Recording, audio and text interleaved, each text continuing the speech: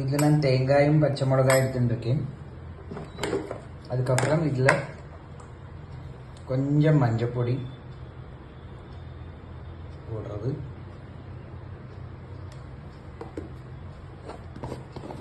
Taste கன்சர்னு கொஞ்சமாக மிளகா பொடியும் போட்டுப்போம்.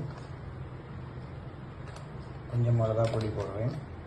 ஆல்ரெடி நான் பச்சை மிளகாய் போட்டிருக்கேன், அதனால நான் கொஞ்சமாக தான் மிளகா பொடி போடுறேன். அது கழிஞ்சதுக்கப்புறம் நல்ல உங்கள்கிட்ட நல்ல தயிர் இருந்ததுன்னா நல்ல தயிர் போட்டு விடுங்க. நல்ல தயிர் தான் மிக்ஸ் 2 ஸ்பூன் தயிர் எத்தனை இருக்கோ அத்தனை போடுங்க. உங்களுக்கு எப்படி வேணுமோ அது போல். நான் இங்கே கொஞ்சம் போடுறேன் தயிர்.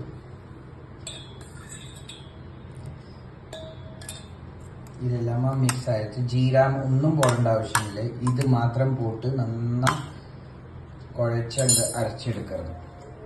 ஸோ இது அரைச்செடுத்ததுக்கப்புறம் இதில் மிக்ஸ் பண்ணுறது. அதுக்கப்புறம் ஜஸ்ட் பொரிச்சு கொட்டுறது. வேறு ஒரு சாதனம் போடണ്ട. அதில் வெங்காயம் அது இது ஒரு சாதனம் போட்டு அതൊന്നും കേട് കൊടുത്തണ്ട. ஜஸ்ட் நார்மல் இதை போட்டு அரைச்சு அதில் மிக்ஸ் பண்ணுறது. அண்ட் பொரிச்சு கொட்டுறது வந்துட்டு நெய்யிலே பொரிச்சு கொட்டுறது.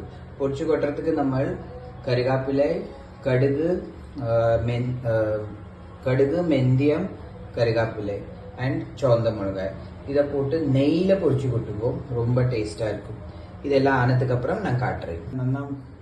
நல்லா அரைச்சி விட்டாச்சு. இதை அரைச்சிட்டு அதை அதில் மிக்ஸ் பண்ணுறது. இது நல்லா அது குழகுழானது ஆகணும். அப்போ தானே அது இது கொஞ்சம் ஒரு 5 மினிட்டுக்கு தழைச்சா போதும். एकदम लो ഫ്ലെയിമിൽ அதை തിളപ്പിക്കുമ്പോൾ അത് കഴിഞ്ഞ് പൊരിച്ചു കൊട്ടിനാ നമ്മൾ മാങ്ങ കൂട്ടാൻ റെഡി.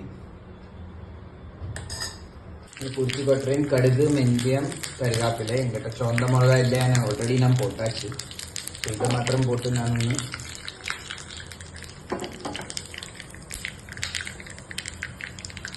പൊരിച്ചു കൊട്ടറേൻ. ഇങ്ങനെ മാമ്പഴം നന്നാ അത് വെന്താச்சு.